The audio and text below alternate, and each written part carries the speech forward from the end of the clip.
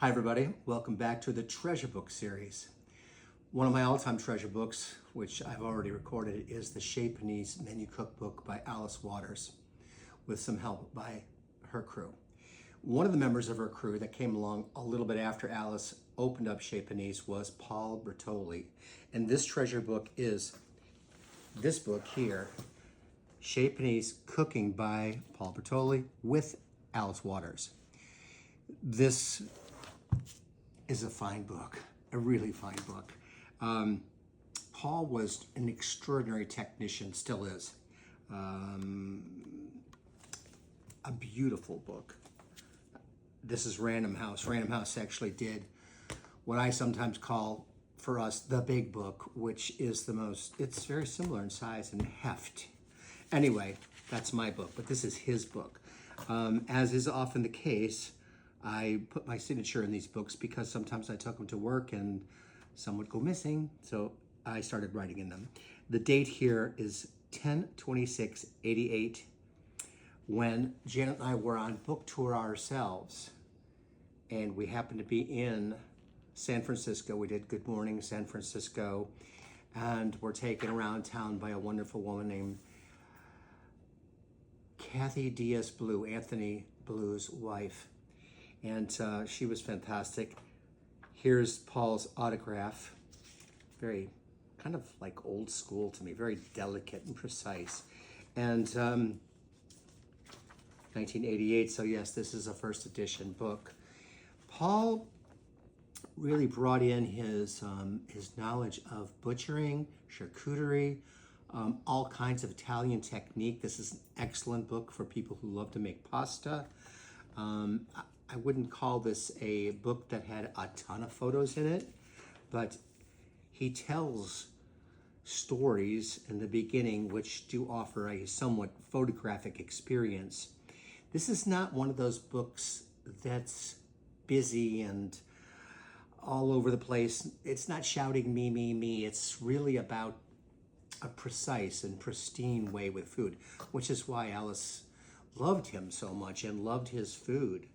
I began my treasure book series a couple months ago, and I'm seeing other people do them as well. It's interesting and gratifying.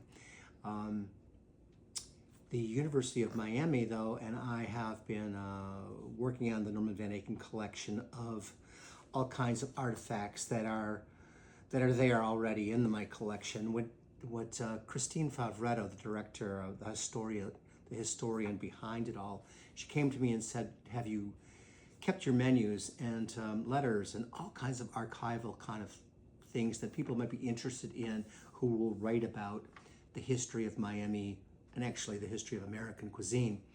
And that request came along during the isolation period of the pandemic, and I was able to get a whole lot of stuff to them. And that's kind of slowed down now that we're up to speed and I'm going back and forth to the restaurant in Orlando. But back to this treasure book. I always stick things in my books. Sometimes it has no relationship to that book, but sometimes it does.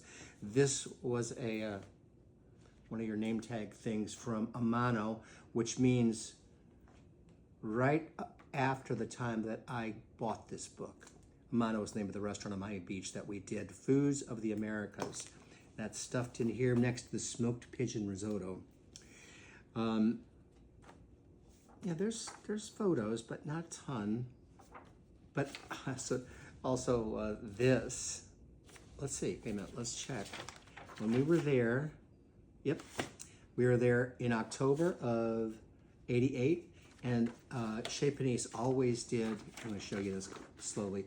Always did and still does do their weekly menus, which Alice put out on the street there on Shattuck Avenue in Berkeley, California for many, many, many years. Here's the menu for the week of October 25th, or the period of time between the 25th and the 29th.